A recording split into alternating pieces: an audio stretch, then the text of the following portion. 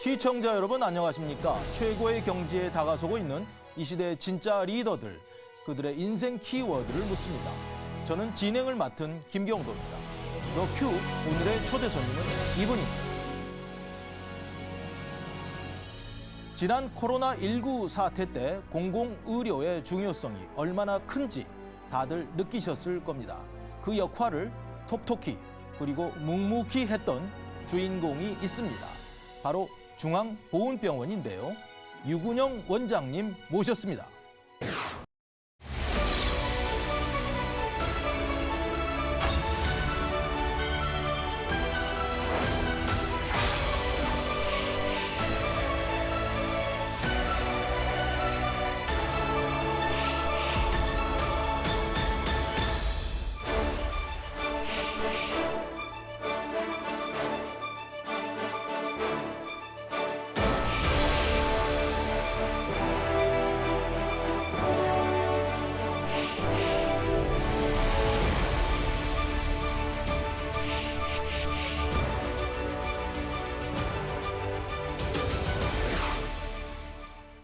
원장님 안녕하십니까?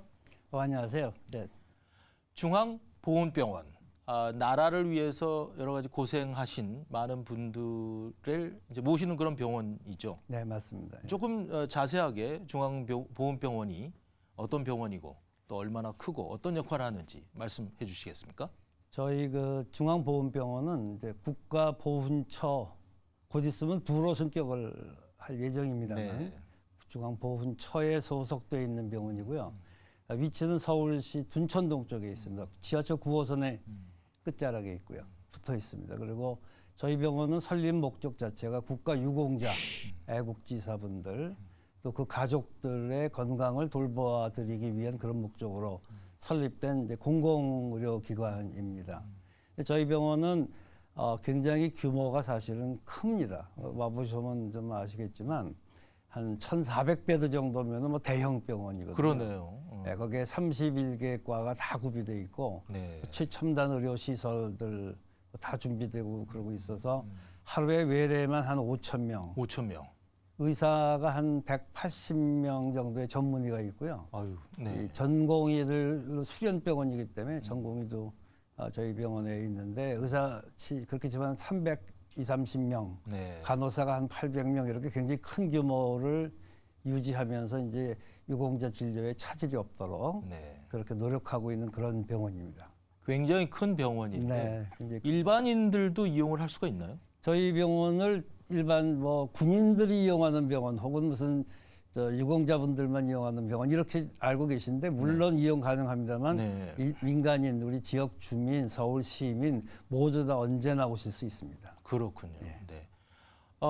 원장님을 생각하면 떠오르는 키워드 한번 꼽아봤습니다.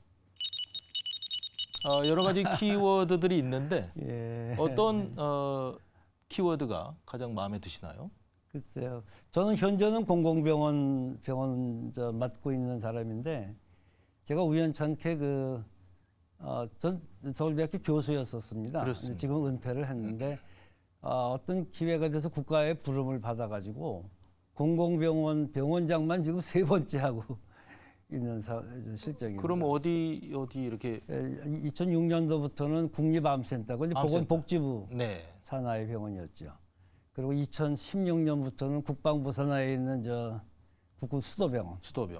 지금은 보훈처 소속의 중앙보훈병원 이렇게 공공병원에서 공공적인 일을 쭉 그동안에 해왔던 그런 그 경력이 지금 눈에 딱 띄네요. 너무 본인 생각은 안 하시고 국가가 원하는 일만 하시는 거 아닙니까? 저는 교육 자체를 국립대학에서 교육을 받아서 마음 한속에는 항상 그런 게 남아 있어요. 그러니까 등록금도 우리 좀 쌌었고 돌려드려야 된다. 네. 교육받은 거를 돌려드려야 된다라는 그런 마음이 항상 있어서 그동안에 하여튼 제가 교육받은 그 내용대로 국민들의 건강을 위해서 필요한 부분들은 제가 열심히 일하고 그것으로 보답을 한다고 이렇게 생각하고 있습니다. 이번에 이제 최근까지 뭐 지금도 계속되고 있습니다만은 코로나19 때문에 병원들이 굉장히 고생을 많이 했고 맞습니다. 국민들도 많이 고생을 했지만 중앙보훈병원이 역할을 많이 했을 것 같습니다. 많이 했습니다. 이제 공공병원이기 때문에 뭐 얼핏 이제 저희들이 국가유공자분들을 모시는 그 중요한 임무 때문에 코로나 같은 경우에도 그 코로나 환자는 일반 지역 주민이니까 시민들이니까 그분들에 대해서 진료나 치료를 게을리 하지 않았을까 뭐 이런 오해들도 있는데 네. 저희는 국가유공자를 모시면서 네. 동시에 우리 국민들이 갖고 받은 뭐 생명과 재산의 피해가 엄청난 전시나 마찬가지 상황이었기 때문에 그래서 저희들이 그 1,140베드를 코로나 전담병원에다가 할애를 해가지고 네.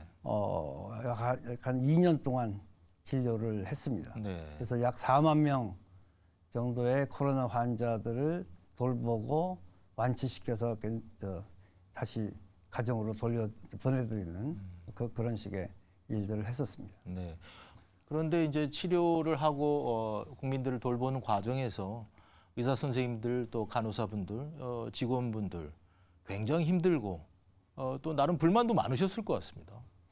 코로나 때 제일 힘들었어요. 네. 네, 코로나가 거의 한 2년 동안 저희 병원이 문을 닫고 이제 코로나 환자를 보면서 근데 이게 업무량이 굉장합니다. 사실은 저 일반인들이 잘 모르실 수도 있는 부분인데 의사 인력은 의사 인력대로, 간호 인력은 간호 인력대로, 보조 인력 마찬가지로 그 3교대를 해야 되기도 하고 밤 되면 시시콜콜 환자분 들어오면 또 나가서 진료해야 되고 그 업무가 굉장하기 때문에 이 과중한 업무가 이제 닥치다 보면은 피로하게 돼요. 또 우리 병원의 의사 인력들도 간호 인력들도 이제 좀 동요가 일어나기도 했었고 다른 여러 병원에서도 그랬던 것처럼 거기에다가 외부에서 이제 코로나균이 들어오니까 원내 감염이 생기는 거예요. 그렇습니다. 네. 원내 감염이 생기면은 정말 저희 병원에는 이렇게 노인분들이 많고 좀 만성 질환을 가지셔서 이 영양 상태나 건강 상태가 안 좋으신 분들이 많으니까 그분들은 더 쉽게 병에 걸리고 중증도로 더 빨리 가고 대책을 마련하는 게 굉장히 힘들고 또 외부에서는 왜 국가유공자를 모시는 병원인데 어떻게 소홀히 했길래 그분들에서 코로나 환자가 생기냐 뭐 이런 비난도 받고 그렇겠군요. 네. 뭐 딴 병원도 그때 많이 생겼습니다만 그런 와중에서 이제 의사들 간호사 인력들의 동요가 있었고 그래서 일부 뭐 이정도 있었고 그렇게 했는데 결국은 우리 의료인들이 특히 저희 병원은 대개 국가유공자를 모신 데는 자부심이 있어요. 그렇습니다. 그래서 아주 그 슬기롭게 그리고 굳은 그 신념을 가지고 잘 버텨줬어요. 그래서 우리 의사, 간호사 모든 병원 직원들에게 제가 항상 감사하다는 생각을 갖고 있죠. 아유 고생 많으셨습니다. 이 전체적으로 보훈병원에 입원하는 그 전체적으로 그 국가 보훈자들 환자들은 어느 정도가 됩니까? 저희 유공자분들이 입원하시게 되면은 대개는 감면을 받게 돼요. 그렇군요.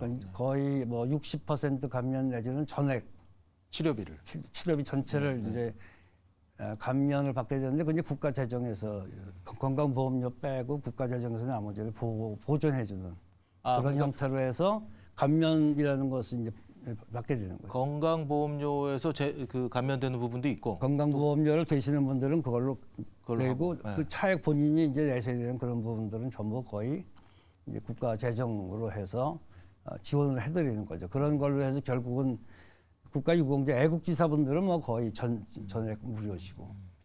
그런데 이제 문제가 저희 병원은 전국에 약 한 90만 명, 서울시가 한 90만 명 정도 유공자분들 모시고 있어요.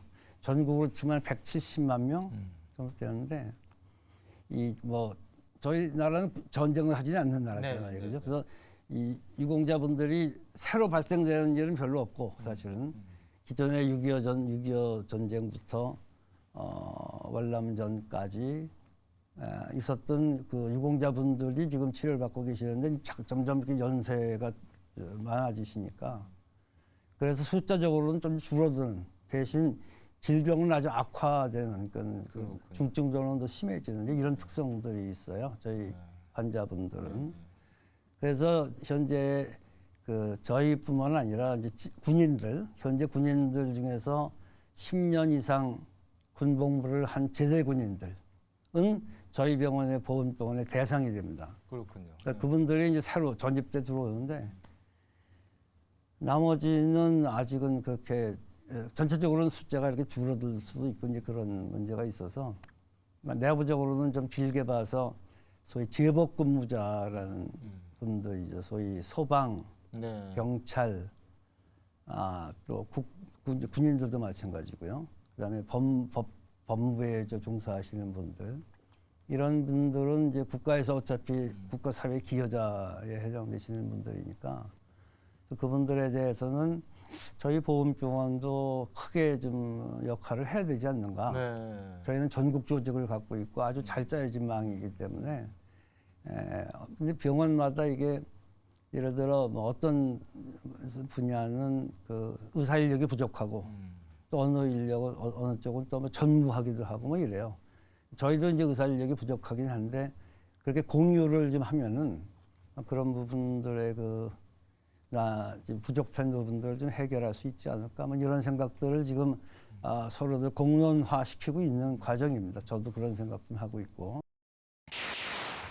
지금 저희 서울에 위치한 중앙보훈병원은 1,400병상을 가지고 있고요. 저희들이 대상으로 삼고 있는 유공자분들은 90만 명 정도라고 말씀을 드렸는데 사실 전국에 있는 170만 명, 180만 명 되는 유공자분들이 그 병원에 다 이렇게 몰려올 수는 없죠. 그래서 지금 저희는 그 보훈의료 체계 시스템이라는 걸 갖추고 있습니다. 그래서 1차, 2차, 3차 이렇게 이제 단계별로 환자분들이 이용을 하실 수 있게 되어 있는데 전국에 어디나 지금 한 580여 개의 위탁 지정병원이 만들어져 있어요. 그래서 유공자분들이 그 병원에 가시면은 1차적인 진료를 먼저 받을 수 있어요. 간단하게 끝낼 수 있는 근데 거기서 해결이 안 되면은 2차 병원 단계로 오실 수가 있는데 그 2차 병원이 지금 전국의 중앙보훈병원을 제외한 5개 병원이 있는 겁니다. 그게 부산, 대구, 대전, 광주, 인천 이렇게 5개의 지방보훈병원이 있는데 그 병원 내에는 의사가 꽤 한 150배도, 200배도, 400배도 뭐 이런 규모의 병원들인데 거기서 2차적인 진료를 받으실 수 있고 그리고 이제 좀 고난이도 치료를 요하는 그런 상태가 되면은 3차 병원이라고 우리가 간주하는 중앙보훈병원으로 오시는 건데 그렇다고 해서 중앙보훈병원이 또 그런 3차 진료를 해당이 되는 분만 진료하는 게 아니고 서울에 인근에 계시는 분들은 뭐 지금 1차로도 오실 수 있고 2차로도 오실 수 있고 그렇거든요. 그렇게 좀 시스템이 갖춰져 있기 때문에 전국에 있는 여러 곳에 산재해 계시는 유공자분들에 관한 진료를 최대 편의를 봐드리면서 지금 운영하고 있는 그렇다는 얘기입니다. 중앙보훈병원의 의료 수준은 굉장히 높은 거고 또 앞으로 이제 상급 종합병원으로 이렇게 이동하고 그렇게 되나요? 지금 저희 병원은 상급에 거의 준하는 수준을 갖고 있습니다. 네, 뭐 굉장히 최신 기계들도 많이 갖고 있고 의사들이나 간호사들의 수준은 물론 탑 클래스를 유지하고 있고 고난이도 수술도 뭐 많이 하고 있고 왜냐하면 아까 말씀드린 대로 유공자분들의 건강이 예전보다 더 중증도가 심해지고 복잡하고 암도 있고 고혈압, 뇌졸중 뭐 여러 가지 질병들이 생기니까 그래서 이제 치료 수준은 굉장히 높은 상태를 유지하고 있는데 특히 저희 병원은 뭐 좀 특징이라고 그럴까요? 그런 게 저희 국가에서 다행히 복권기금이라는 게 있어요. 네. 복권 우리 일주일마다 나오잖아요. 그 복권을 위원회에서 판매한,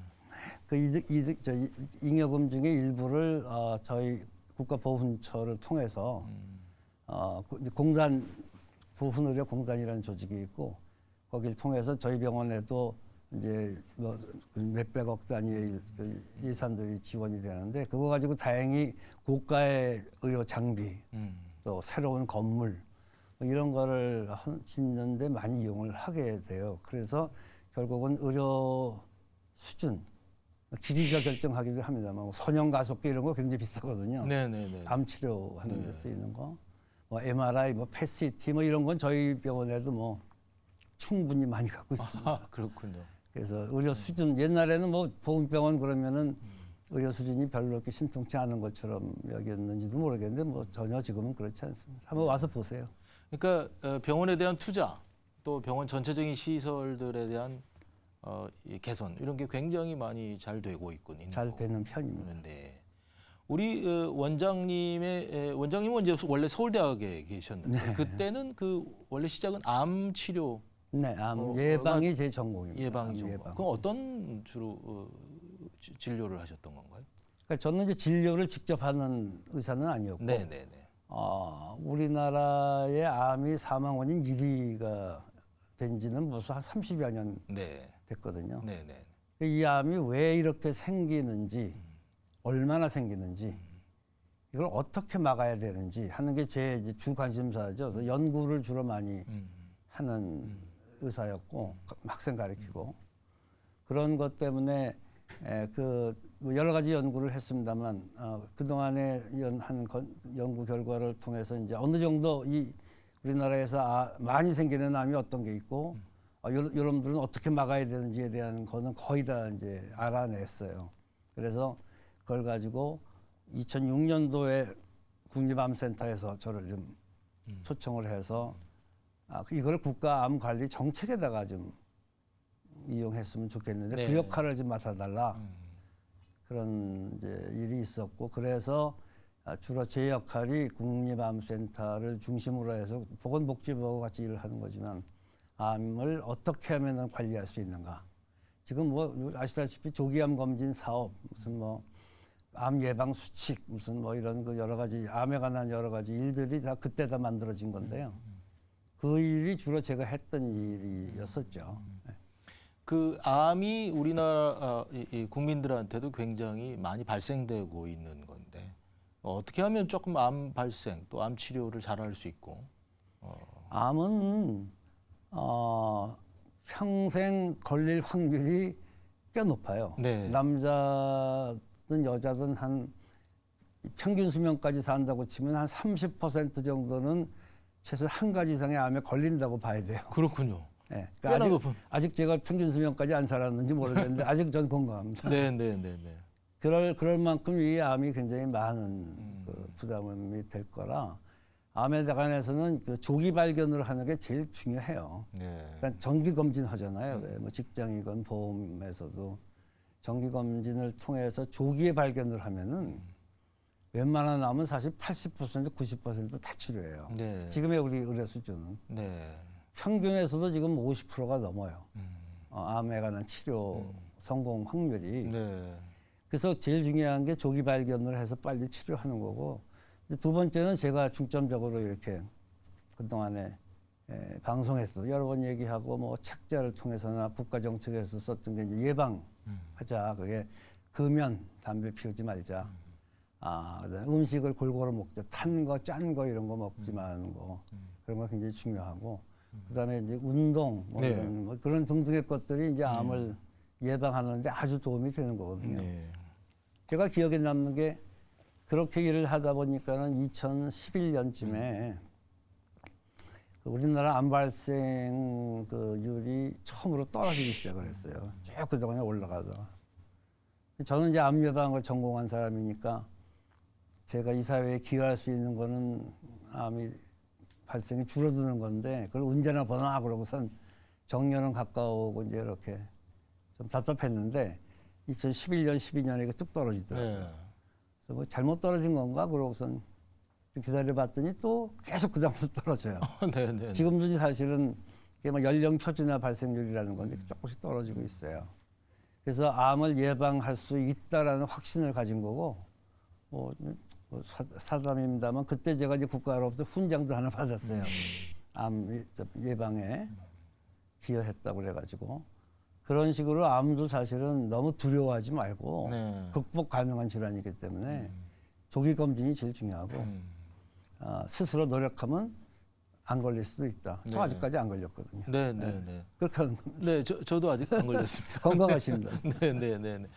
그래서 그렇게 예방의학을 처음에 시작하게 된 계기, 그러니까 제가 의사가 되겠다. 이럴 때 사실 여러 진료 과목을 선택할 수 있었는데 거기서 예방의학을 결심하게 된 계기가 있었다고 합니다. 글쎄 좀 사적인 방송에서 말씀드려도 되나 모르겠습니다만 사실은 이제 제가 본과죠. 우리 의과대학은 본과라고 예과 본과 이렇게 있죠. 본과 1학년 때 저희 어머니가 암에 걸리셨어요. 제가 의과대 학생인데 그래서 참 암담했는데 한 3년 조금 넘게 사시다가 결국은 돌아가셨어요. 네.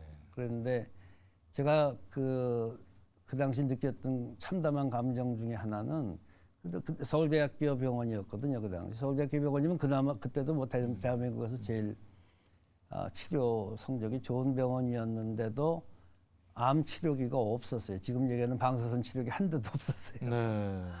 지금 우리 쓰고 있는 무슨 항암제나 뭐 면역 치료제 이런 건 뭐 꿈에도 못 꾸고 그런 시절이었기 때문에 이제 어머니를 잃고 임상 졸업을 했으니까 이제 의사가 되는 길을 택해야 되는데 그냥 좀 뭐 죄책감이라고 그럴까요? 갑자기 하여간 허무해지는. 네. 예, 그래서 암을 예방하는 쪽을 내가 전공을 해야 되겠다. 아예 생기지 않게 하는 쪽을 전공을 해서 그쪽으로 이제 연구를 좀 해보자라고 어린 마음에 이제 그렇게 결심을 해서 예방의학을 간 거고요. 그게 지금의 저를 만들었습니다. 지금 여기까지 오게 된 거죠. 후회는 안 합니다. 네. 이제 앞으로도 사실 이 분야가 좀 더 많은 그 의학도들이 조금 더 관심을 갖고 또 그 연구가 계속 이루어지면서 임상이 이루어지고 또 더 발전해야 되는 그런 과제가 있지 않겠습니까? 맞습니다. 그러니까 모든 질병이 발생되기 이전에 상황을 알고 미리 예방할 수 있는 부분들이 있거든요. 뭐 지금 코로나도 마찬가지로 이제는 정체를 알았기 때문에 막는 백신도 만들었고 그 예방약이거든요. 또 암이나 당뇨, 고혈압 이런 것도 마찬가지거든요. 이제 왜 생기는지 알았기 때문에 뭐 담배 피지 마라, 음식 짜게 먹지 말자, 너무 칼로리 많게 먹지 말고 운동하십시오. 이런 등등의 것들. 그런 그 예방의학에서 주장하고 있는 내용들이 굉장히 국민들에게 많이 다가가고 중요한 부분이 되고 뭐 지금은 뭐 여러분들이 뉴스 지상 매체를 통해서 이렇게 많이 보시지만 개인들이 갖고 있는 유전적인 속성들이 어떻게 질병과 관여하는지 이걸 다 파악을 하고 있는 수준에 왔거든요. 네. 휴먼 맵이 만들어지고 왜 그랬잖아요. 네, 네, 네. 그래서 어떤 분은 어떤 유전적인 속성을 갖고 있기 때문에 그 사람에게 맞는 치료법을 맞춤형으로 이렇게 줄 수 있는 그런 시대가 이미 도래했거든요. 네. 그래서 소위 맞춤형 치료, 맞춤형 예방 이런 것들이 다 가능한 시점으로 가고 있어요. 네. 그래서 아마도 예방의학은 앞으로도 굉장히 오랫동안 중요한 그 큰 틀이 될 것이다. 저는 그렇게 생각하고 후배들이 열심히 지금 하고 있는 거 보면은 뭐 기쁩니다. 암 발생률을 좀 떨어뜨리고 또 치료율을 높이고 그렇죠. 하는 그런 이제 목표가 되는 건데. 맞습니다. 네. 연구 성과 중에서도 좀 기억에 남는 게 있으신가요? 제가 하는 연구는 혹시 뭐 지상에서 가끔 코호트 연구, 코호트 네. 연구 뭐 이런 네, 것들이 들으셨는지 네. 그 코호트란 말을 제가 제일 많이 썼습니다. 그랬군요. 그래서 예. 대한민국의 코호트 연구를 제가 많이 했는데 그런 거를 통해서 이제 위암 우리나라 위암이 1위거든요. 많기는 제일 많습니다.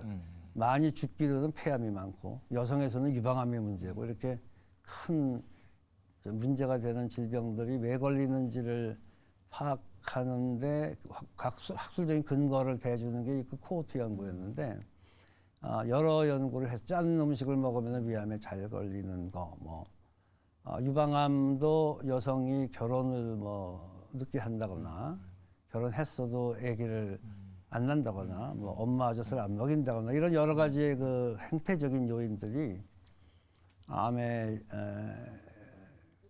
걸리는 확률을 더 높인다 뭐 이런 얘기들이 이제 다 저희 연구에서 통해서 나왔거든요. 저희가 한참 일할 때는 뭐 그런 연구 결과 하나 나오면은 맨날 금요일 저녁 9시 뉴스, 11시 뉴스에 불려나가고 그랬었습니다. 그랬습니다. 이게 왜냐하면 사회적인 임팩이 굉장히 큰 거기였기 때문에 그런 일에 아마 암 예방을 위해서 많이 기여했다고 생각을 하고, 근데 그 이외에는 지금은 이제 뭐 공공의료 쪽에 관심을 많이 갖고 일을 하고 있는데, 코로나가 닥치면서 또 코로나에 관한 연구도 뭐 후배들이 열심히 하고, 그런 것들이 전부 뭐 연구, 예방, 질병 관리, 건강 증진 뭐 이런 식의 일에 다 연계되는 것들이거든요. 다행히 후배들이 열심히 해줘서 뭐 고맙게 생각을 합니다. 뇌졸중을 집중적으로 치료하는 그런 이 스팟이 좀 필요하다. 저희 병원에도 개설했습니다. 예. 집중치료센터라는 집중치료센터. 거거든요. 예. 지금은 뭐 다른 병원에도 많이 있지만 많이 있죠. 근데 네. 저희 병원은 특히 또 연세가 많으신 분들이 많고 네. 뇌졸중이 많이 있어요. 있어요. 예. 그런데 이제 뇌졸중은 그 특성상 골든 타임이 굉장히 중요하고, 그러니까 언제 발견돼서 언제부터 치료를 시작하느냐 하는 게 중요하고, 또 이 집중 치료하고 그리고 다학제, 그러니까 협진이 굉장히 중요하거든요. 뭐 신경과에서만 치료하는 게 아니고 응급의학과, 호흡기내과, 뭐 신경외과 이런 쪽에서 이렇게 협진을 해야 되는데 그게 병원마다 특성이 달라서 좀 어려울 때가 있어요. 저희 병원은 뭐 좀 늦었습니다만 최근에 그 협진 체제를 다 만들어 놨고, 그래서 뭐 최근에도 여러분들이 여러 유공자분들 오셔서 잘 관리해서 뭐 행복하게 아직 잘 살고 계시는 그런 그 좋은 성적을 지금 만들고 있습니다. 병원이 이제 좀 스마트 병원, AI 뭐 요즘 얘기도 많이 하고 로봇이 좀 그 응용이 되기도 하고, 그래서 굉장히 스마트 병원화되고 있는 흐름도 있지 않습니까? 맞습니다. 그 스마트 병원, 저희 병원 물론 스마트 병원 하고 있습니다. 근데 혹자가 이제 뭐라 그러냐면, 그 노인네들이신데 그 휴대폰도 잘 못 보실 텐데 그 스마트 병원 같은 거 해서 뭐 도움이 되느냐 뭐 이런 식으로 해서 그렇지 않습니다. 왜냐하면은 다들 보시고 또 뭐 가족들도 계시고, 또 이게 그런 치매 예방하는데도 왜 휴대폰 많이 보고 이러면 좋다고 뭐 그런 얘기들도 있잖아요. 저희 병원은 당연히 스마트 병원화 하고 있고요. 이미 추진 중에 있고, 저희 병원이 공공병원이다 보니까 조금 어려웠던 게 이 소위 의무 기록 정보 시스템이라는 게 있어요. 병원에 네. 가면 모든 의무 기록이 왜 전산화돼서 전산 처리되고 하는, 그게 이제 HIS라고 하는 시스템이 있는데 조금 오래됐어요, 저희 병원이.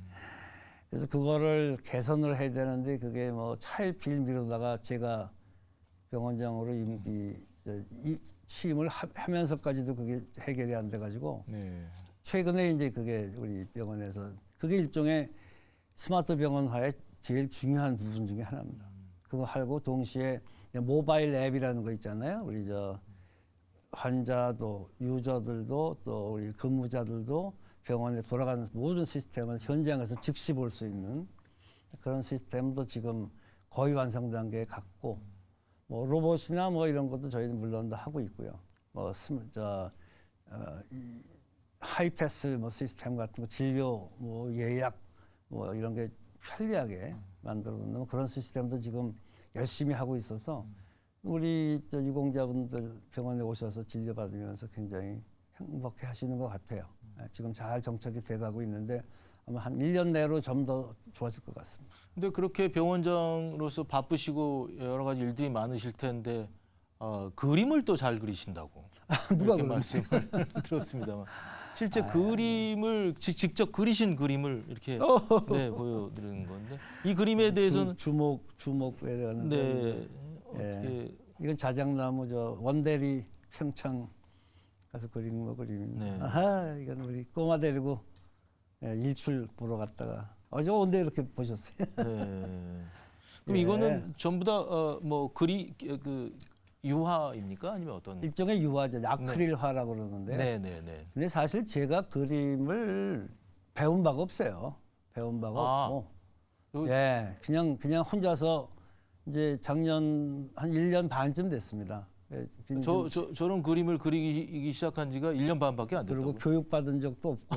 아, 그렇군요. 네. 예, 그리고 혼자서 집에 이제 시간 남는 시간에 이렇게 끄적거리다 보니까 네. 저게 뭐냐면 전부죠. 제가 예전부터 제가 하는 그 예방의학 뭐 이쪽 일이 세계를 많이 돌아다니는 일이 많았었어요. 학회도 많고 회의도 많고 이래서 네, 네, 네. 가는 데마다 이제 풍경이나 꽃이 좋으면 이렇게 찍어놓은 사진들이 있는데 그 사진을 놓고 이걸 그림으로 그리면 좋겠다라는 네. 생각을 혼자 했어요. 그래서 네, 네.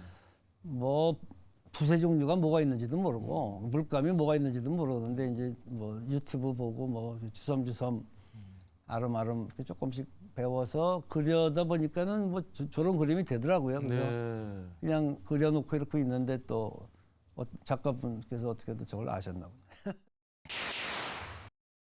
아직 그 상상화나 추상화를 그릴 수준은 아니고요. 있는 거 보고 그리는 수준이라 뭐 초보의 초보입니다만.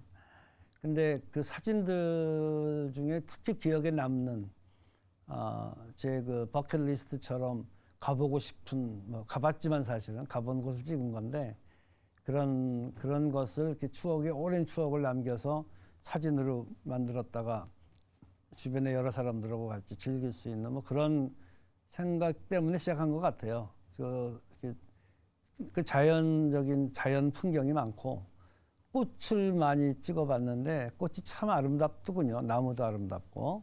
근데 그거를 그려낸다는 게 그 참 쉽지는 않더라고요. 저도 지금 뭐 만족하는 그림이 뭐 한두 개 있을까 말까 그렇긴 한데 아무래도 어려운 일이긴 하지만 그래도 뭔가 도전하고 뭐 그런다는 면에서 저 아직은 붓을 놓을 생각은 없습니다. 아니 근데 정말 그 그림을 전문적으로 그리시는 화가분들이 봐도 굉장히 대단한 수준이다 이렇게. 우리 저 모리시타상이라고 제일교포인데 네. 예전에 수도병원 때 인연이 있어가지고 이제 그분이 화가시는데요. 제 그림을 어느 날 이렇게 우연히 봤어요. 그러더니 당신이 좀 도와드리겠다. 이게 조금 전문적인 공부를 제가 안 했으니까. 네, 네. 그래서 이제 그분의 도움을 좀 받고는 있고요. 네. 그냥 지금도 뭐 시간 나면은 조금씩 그리고는 있습니다. 근데 마음이 편해요. 그림 그리시는 거 말고 또 뭐 자전거도 타시고 뭐 하시는 일이 많다고 들었습니다. 제가 운동을 좋아했었어요. 네. 운동을 많이 좋아해서 자전거도 타고 뭐 골프도 좀 하고 네. 뭐 돌아다니고 등산 이런 것도 등산은 요새 다리 다쳐서 잘 못하는데 네. 뭐 그런 취미 활동들 뭐 목공도 제가 좀 했었어요. 무슨 전통 가구 만드는 건데 전통 가구. 전통 가구. 못 안 치고 왜 짜깁기로 이렇게 만드는 네. 그런 것도 좀 하고 뭐 그랬었는데 요새는 뭐 그림만 그립니다. 그럼 뭐 본인의 책상도 만들 정도의 그 정도. 제가 손녀딸이 있는데 책상 만들어줬죠. 그렇군요. 책상, 걸상. 그렇군요. 네, 네, 네. 아주 뭐 할아버지가 만들어주신 책상이. 세상에 하나밖에 없는. 그러니까, 네, 네, 네. 그 하재헌 선수. 예. 네, 13세 환자 네네. 만남을 좀 주선해 주셨다는 그랬었죠. 스토리가 있었나요? 한 1년 돼가나요? 그러니까 네. 하재헌 중사는 2015. 중사죠. 네. 원래 하사였다가 중사로. 네, 네, 네. 2015년인가에 저 DMZ 때에서 목함지뢰라는 걸로 해서 이제 사고를 당해가지고 아주 참 훌륭한 군인이죠. 두 다리를 다 잃었죠. 네. 잃어서 그 당시에 제가 2016년도에 수도병원에 갔는데 15년도에 이제 그런 사건이 있어가지고 병원에서 아마 서울대병원에서 했다는 것 같아요. 하고선 그 다음에 수도병원에 왔는데 그때 이제 저희 병원이 재활하고 보장구가 굉장히 강화되어 있습니다. 네. 워낙 그런 환자가 많기 많으시니까. 때문에. 네. 그래서 중앙보훈병원에 와서 이제 보장구로 이렇게 의족을 만드는 그 치료를 받았어요. 그러고 이제 수도병원에 왔길래 내가 그러면은 어디 전역을 시켜도 되는데 일을 좀 더 하고 싶다고 그러더라고 인터뷰를 해보니까. 그래서 그래 넌 훌륭한 군인이니까 그 원무과에다가 이제 보직을 만들어 줬죠. 그러고 나서 근데 그 보통 의지가 아니에요. 그 사람이 이게 체력이 워낙 좋긴 한데 그러더니 뭐 그다음에 자기가 이제 조정 선수가 되겠다고 그래가지고 실제로 그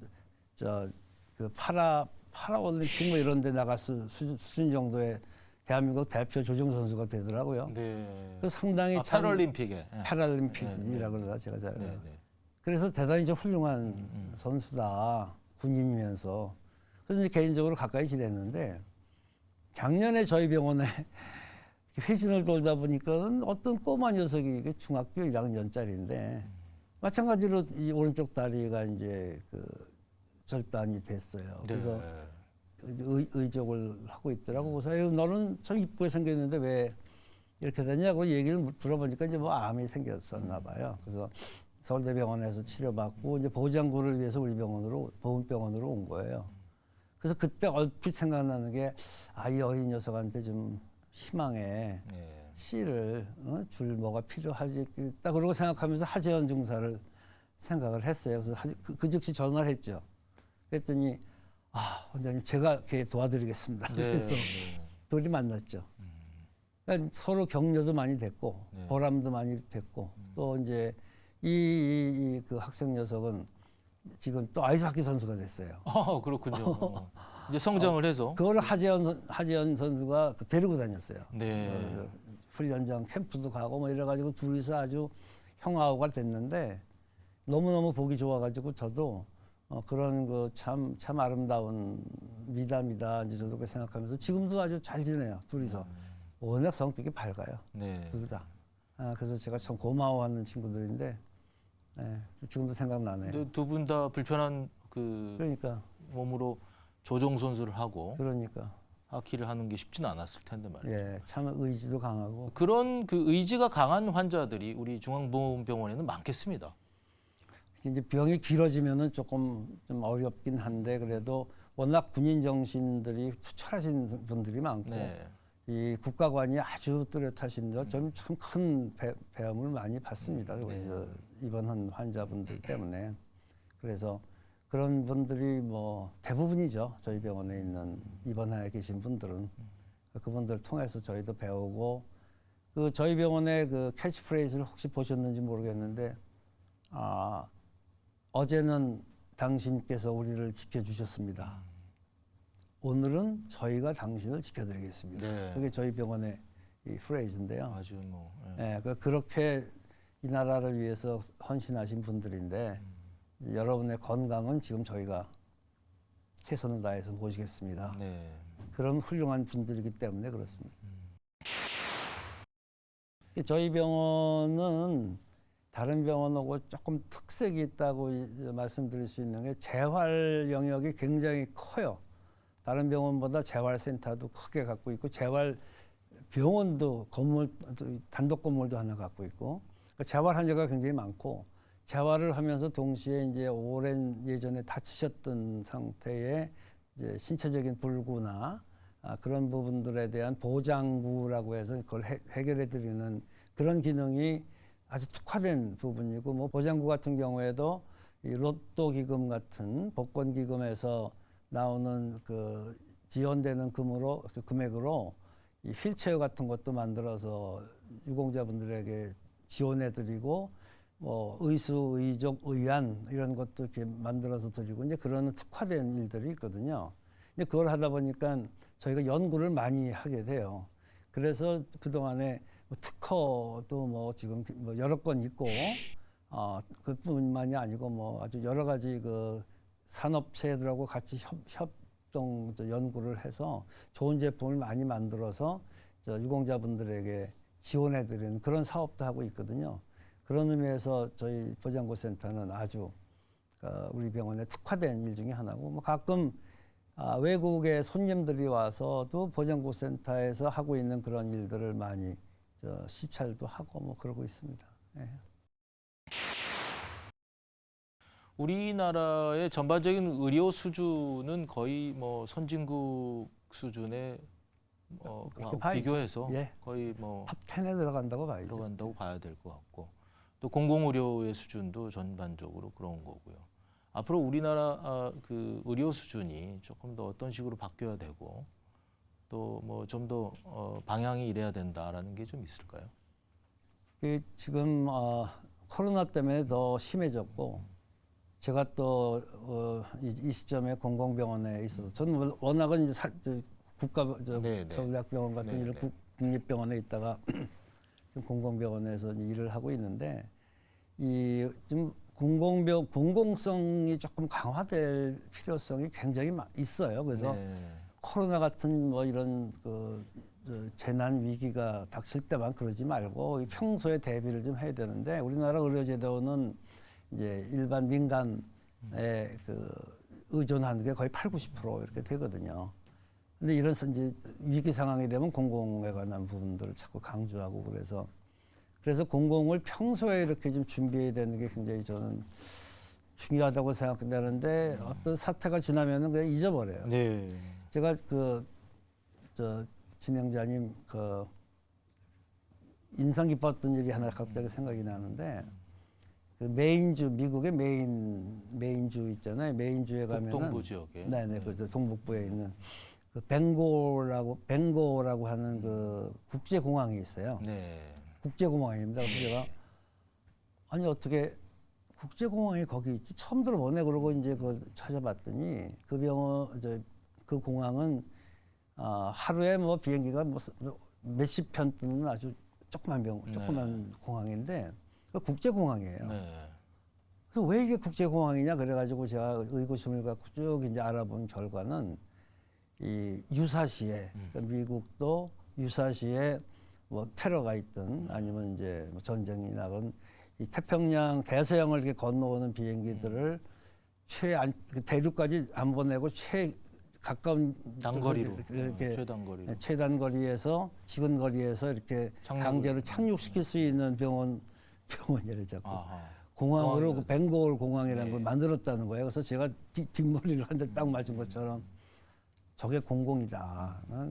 우리 공공이라고 하는 게 평소에 그거를 대비하고 있어야 되는 이 군인들이 전쟁이 나지 않으면은 사실 존재 가치가 없다고 그러지만은 군대가 있어야 되는 이유도 그런 유사시를 대비하는 거고 저희 병원도 공공성을 유지해야 된다고 치면은 이제 당연히 그런 유사시에 뭘 대비하고 있어야 되는데 민간 병원, 사립병원은 그렇게 할 수가 없죠.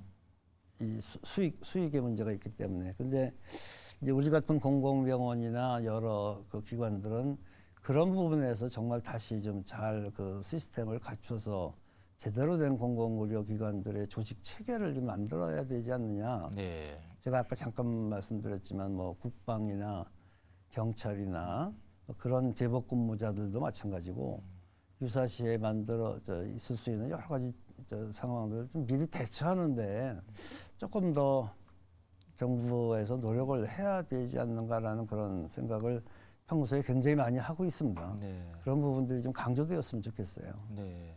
그 내적으로는 사실 조금 말씀만 드리면은 근데 이제 공공기관에 있다 보니까 그 의료 인력들의 피로도가 생기고 이제 그 처우 뭐 이런 것들이 항상 문제가 돼요. 제가 가서 놀란 게 저희 병원의 의사들의 그 정년이 60세더라고요. 네. 60세면은 지금 뭐 한참 일할 나이 아닙니까?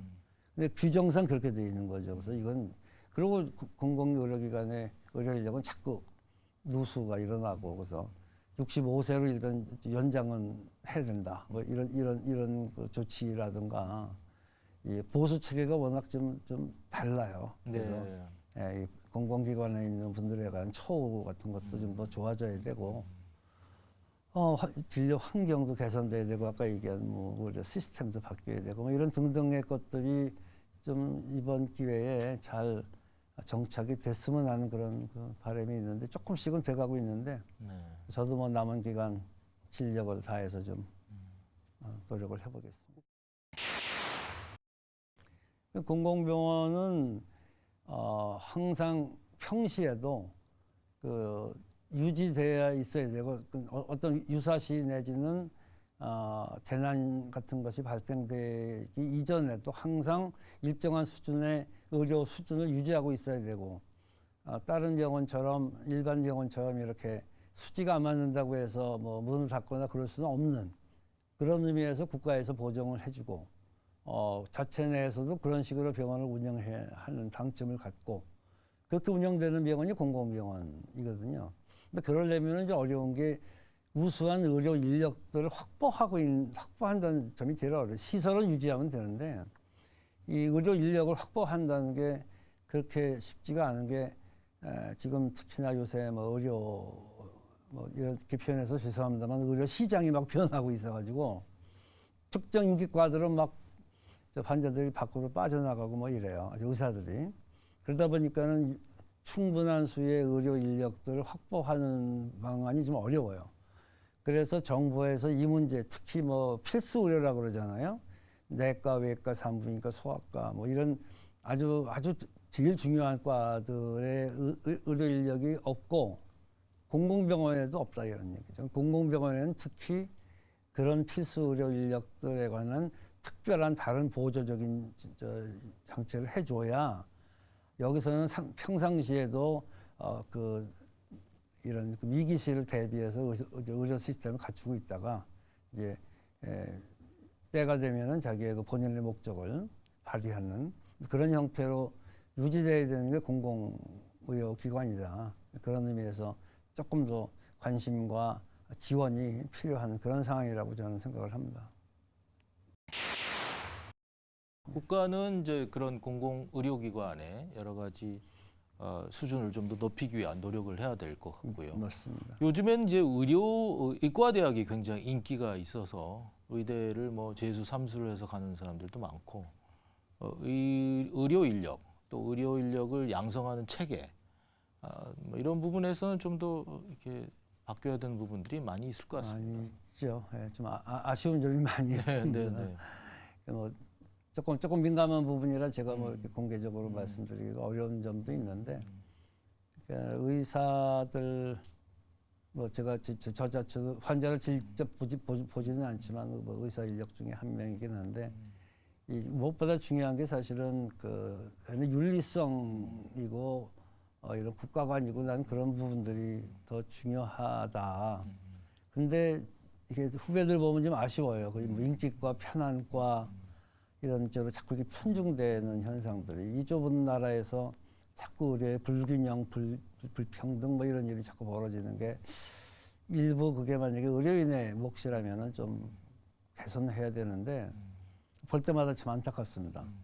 예전에 저희들 있을 때는 좀 그렇지 않았던 것 같은데 점점 더 그게 심해지는 것 같아서 안타까운데 좀 합리적으로 대화를 좀 더 많이 하고 소통도 하고 그래서 좀 현명한 대책을 좀 만들었으면 좋겠어요. 저희 병원도 좀 그래요. 그 인턴들이 많이 들어오는데 왔다가는 인기과를 집중적으로 네. 해서 잘 안 되면 또 이 친구들 나가요. 아니면 재수하는 애도 있고 막 그래. 그래서 야 이게 참 글쎄 의사가 평생 그렇게 하면 안 된다고 그랬는데 지금은 뭐 쉽게 그렇게 결정들을 하는구나 그러고 좀 안타까운 마음을 갖고 있습니다. 제가 그 정년퇴임을 했거든요. 2019년에 대학 정년퇴임을 하면서 남긴 말인데 후배들 또 제자들한테 난에 관한 얘기를 좀 했었어요. 난이라고 하는 그 공자 말씀이기도 한데 난이라고 하는 것이 깊은 산 속에 홀로 피어 있죠. 근데 그 난은 아무도 그걸 봐주지 않지만 원래 자기가 갖고 있는 향을 잃지 않는다. 이런 그 아주 훌륭한 식기가 있는데 그 마음을 잊지 마라. 그러니까 누가 봐준다고 해서 뭐 어떤 일을 하거나 그러는 게 아니고 묵묵히 자기 자리에서 자기의 본연의 일을 하는 것이 우리 제자면 제자, 우리 후배들이 해야 될 일이다. 게을리하지 마라. 이제 그런 식의 얘기를 제가 남겨준 게 있고 그러면서 동시에 저는 예방의학을 했거든요. 예방의학은 사실 상당히 고독한 과정입니다. 왜냐하면 미리 알아야 되거든요. 닥치면은 해결하는 게 아니고 예방의학은 뭔가를 미리 알아야 사전에 어떻게 예방을 하는 것을 조치를 취하기 때문에 사실은 굉장히 어렵고 또 결과가 잘 나타나지도 않아요. 예방됐다고 하면 아무것도 안 나타납니다. 그죠? 사건이 나면은 그때는 사건이 난 줄 알지 예방을 하면은 그 사건이 안 일어나기 때문에 사실 고독한 그 직업이고 그런데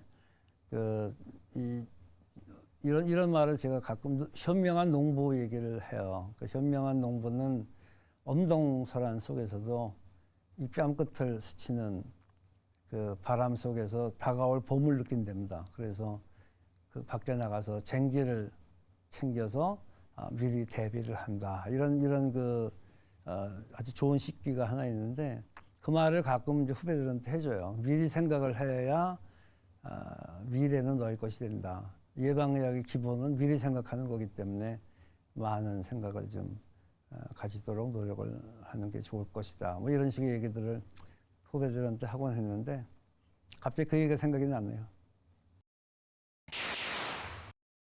앞으로도 중앙보훈병원을 좋은 병원으로 더 발전을 시켜주시고 또 앞으로도 또 우리 의료 수준을 더 향상시켜 주시는데 많은 노력해 주시길 바라겠습니다. 노력하겠습니다. 오늘 말씀 감사합니다. 네, 고맙습니다. 네, 이 시대 리더에게 물어보는 더 큐. 오늘은 공공의료의 선봉장의 역할을 충실히 하고 계시는 중앙보훈병원의 유근영 원장님 모시고 말씀 들어봤습니다. 시청자 여러분, 다음 시간에 또 뵙겠습니다. 감사합니다.